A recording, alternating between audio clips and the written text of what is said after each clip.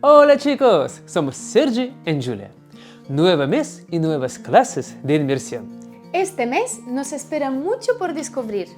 Visitaremos la selva amazónica en el Museo Cosmocaixa, exploraremos los rincones más lejanos del Parque de la Ciutadella, nos perderemos en el laberinto de Horta, pasearemos por el Jardín Botánico de Barcelona y al final del mes haremos una excursión a Collserola con Karina. 5 semanas interesantes en Barcelona Salvaje.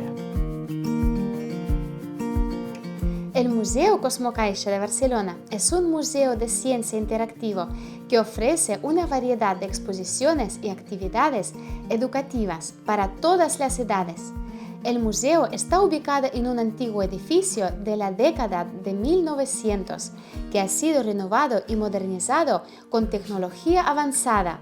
Los visitantes pueden disfrutar de exhibiciones sobre el universo, la naturaleza, la tecnología y la ciencia, así como de un planetario y una selva tropical artificial. Este viernes visitaremos el Museo Cosmocaixa para experimentar por nosotros mismos las experiencias más interesantes que ofrece el museo. El museo es tan grande e interesante que no vais a querer iros de ahí. También visitaremos la selva amazónica, donde dicen que incluso han visto una capibara. Atención, la escuela comprará las entradas para cada alumno, así que apuntaos si estáis seguros que vais a venir.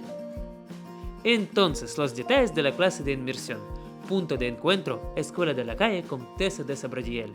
Hora de reunión a las 10:30 para todos los niveles. Las plazas son muy limitadas, así que apuntaos lo antes posible.